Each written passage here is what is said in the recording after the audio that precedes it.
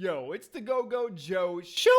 And today I'm talking about the ban of Donald Trump across all of social media and why I don't think it's too far at all. Most people do. I do not.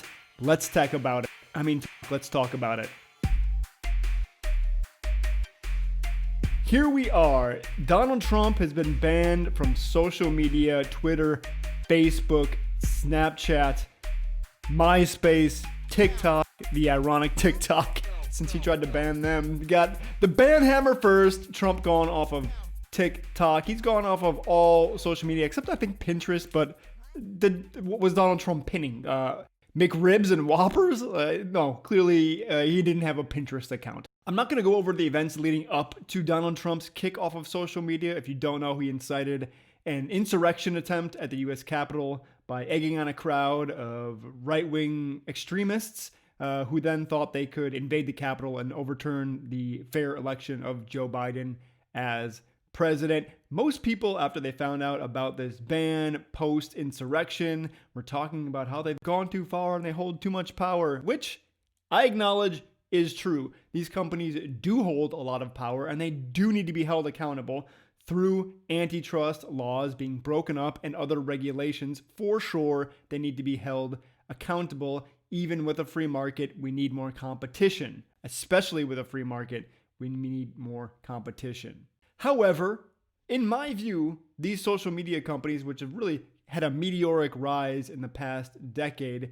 are not a God-given right or a birthright given to anybody on any country in the world at all. In fact, I personally think it's kind of nuts that somebody can have the reach of over 100 million people instantaneously. That sort of reach and power is incredible and is unique to this moment in history. No other moment in history has one person had such a far reach as right now. I'm not sure who the top influencer on Twitter is or all these different platforms or who has the biggest reach in all the world. But I believe the president's account had something like 80 million followers or something like that. In fact, I remember 10 years ago, everybody was complaining that Twitter was stupid. That 140 characters, what is that? What can you even say in 140 characters? Now we're complaining that somebody's being kicked off the platform? That, to me, in such a short amount of time, is totally ridiculous. With that said, though, if we want to treat it like a public forum, then we need to treat it like a public forum and make it like a government utility, like a government-regulated utility, which I don't think is a good idea. But if we're clamoring and saying that everybody has the right and that this is the way that the president needs to communicate with people, whether it be on Facebook, Twitter, MySpace, whatever it is, then we've got to treat it as a public utility. And I'm going to tell you, nobody wants that. Have you ever been in line at the DMV or gone on a government website? They're the most horribly designed, non-intuitive websites and experiences on the face of the planet. It's horrible. American public-run, government-issued utilities and places, just awful. I mean, they made a joke about them all being sloths for a reason in the Disney movie Zootopia. And since we don't want that to happen, and it won't happen, everybody keeps saying, oh, but it's the president, and he's still the president of the United States, so you gotta respect him. He needs his platform to communicate with all those people. Without it, how can he get his message out there?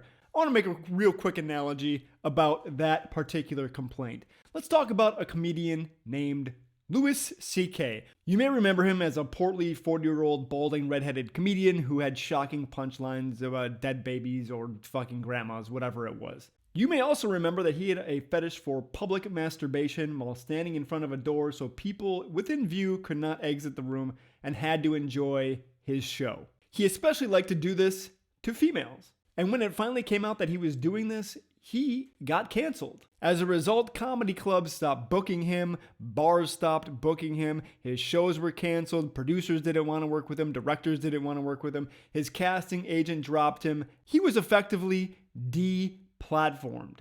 His one platform was stand-up comedy, and now he couldn't do stand-up comedy to not only influence people, but make a living. That was how he made money through stand-up comedy. Deplatformed from comedy. Why? Because he did something that we all agree sucked. It was not cool to stand in front of the door and masturbate and force people to watch. So just because someone's favorite platform is Twitter and they happen to be the president does not mean that they effectively get to abuse the platform and not be held accountable. We held Louis C.K. accountable. Why shouldn't Donald Trump also be held accountable for his actions on a platform? In fact, just because he's president doesn't give him a right to any of these platforms at all. Twitter, Facebook, Snapchat, none of them. He, however, does have a tool used by presidents for hundreds of years now, which is the press room and the press secretary. There's a press secretary that is the head of communications for the White House and a spokesperson for the president. Additionally, he can get a room full of reporters, all from different places, all different viewpoints, Republicans, leftists, liberals, moderates, crazy people, whoever. Reporters can apply to be a press reporter in the White House and go and report on what the president said to get it out to the masses. Surprise, surprise. If he's been deplatformed, he can still, as the president, create his own platform to disseminate the news to people. Also, as the president, he has a chance to go on, live television, recorded television, the radio, podcasts, all sorts of other avenues to get whatever message the president needs to send us out to the public. Now, if we want to argue that Twitter and Facebook are more effective ways to communicate because of the speed and reach that they have, I'm willing to entertain that thought, for sure. I acknowledge it's very fast and it's very supposedly transparent unless you lie. However, and I hate to beat a dead horse here, there's no rule anywhere in the Constitution or law that says the president must use Twitter and must be on Twitter. Anywhere. And in fact, keeping on this Twitter route, the president on Twitter specifically was giving so many options to clean up his act. They resisted so hard to kicking him off the platform. They wanted him on there because they know it drove people to their platform. Twitter did not want to deplatform the president, or else they would have done it years ago because he's been violating their terms of service for quite a while now. They tried so hard, bent so many rules to not kick him off.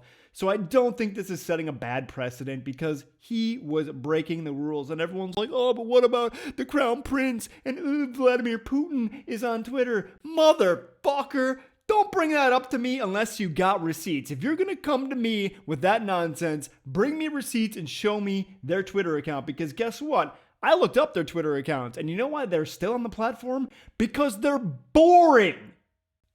Go check out the official Kremlin Twitter right now and tell me what it is. It's a bunch of pictures of Vladimir Putin shaking hands and talking to people with official transcripts. That's it. Hey, I met with this person today. Picture handshake. Or two chairs seated across from each other with Putin in one and some other guy in the other who you don't know. And then, hey, look, here's the transcript. This is what we talked about. That's it.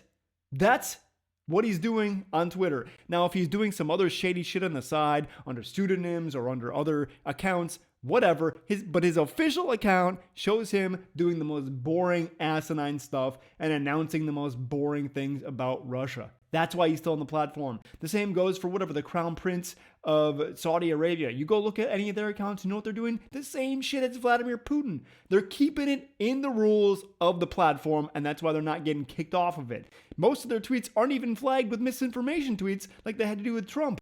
That was their resistance for such a long time. Misinformation might be untrue. Check this out. Check the sources on this. Check the facts. This is not true. They tried to do that for months, dude. And he still didn't clean up his act. He was tweeting misinformation daily. So of course he should be kicked off the platform. It doesn't set a dangerous precedent at all. If they just did it randomly, sure, it would set a dangerous precedent. But it wasn't like there wasn't a build up to this. There was a massive build up to this. Twitter wasn't just kicking people off their platform willy-nilly. Like, there's no precedent. You as a person have nothing to worry about unless you're posting dumb shit on Twitter. If you're spreading hate speech and you're spreading misinformation, then sure, you have to worry about something. But before you get kicked off the platform, you're probably going to have a bunch of tweets labeled as misinformation, unless you're like an extremist, like a QAnon or like a jihadist or Islamic terrorist or whatever it is, whatever you want to talk about. It's ridiculous that people think Twitter is so essential to the public discourse and so essential to modern life. It's not. It's a platform that we've been given, that we just adopted. We didn't have it throughout most of human history to communicate with with one another. And if it went away tomorrow, I guarantee you'd survive. You'd be able to make it. And we'd still be able to act as a democracy. We'd still figure it out. And you know what? Even if it did go away, I bet you something else somewhere would pop up in its place. Because now we have the term social media. It's in the public zeitgeist. You can't put the genie back in the bottle. So we got to stop treating these platforms like they're rights and start treating them like they should be. And you know what? If they need to make moral decisions eventually and kick people off because they're all doing something that we kind of agree sucks, they're allowed to do that. Businesses are allowed to do that.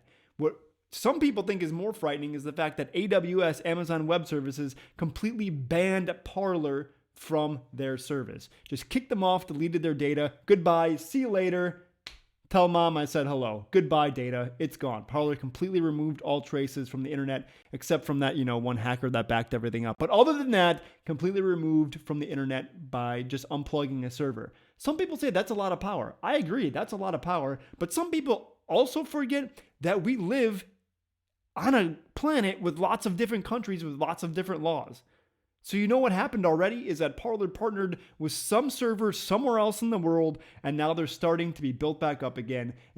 They're not necessarily on the app stores, so that's another barrier. The app stores have completely removed them as well and removed the guy's account, whoever the CEO is. But someone else can make another account, put a thing up that's similar to Parler, or just rebrand Parler as something else listed, and now the server is hosted over in Russia or in Cyprus or in China, wherever it is, out of reach of the US, and they can't do anything about it. It'll probably be on the Android store, or it'll be a website that you can just go to, and it'll be a web service that you can access through the Samsung browser on your phone, and then voila, they're back up and running, and free speech is saved.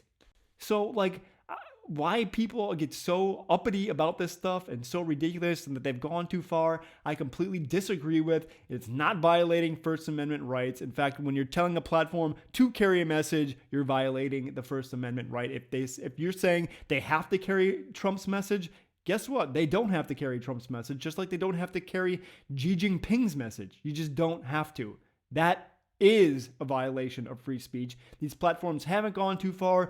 You don't have a right to a social media platform, especially if you're going to abuse it to spread hate or lies or bullshit ideologies, whatever it is. You don't get it, period. Let me know what you think about these thoughts in the comments below. I feel like if you actually watch this video, it'll be very divisive. I hope so. Let's debate it out in the comments. Can't wait to hear from you, because that's been today's Joe Show. Again, if you like my content or don't like my content, you subscribe, you watch, and you interact. Hit that bell to get a notification every time I put up some shit that you're gonna hate, and we'll go from there. Sound like a plan? Sound like a plan. Until next time, debate something good, because you know it. I love you.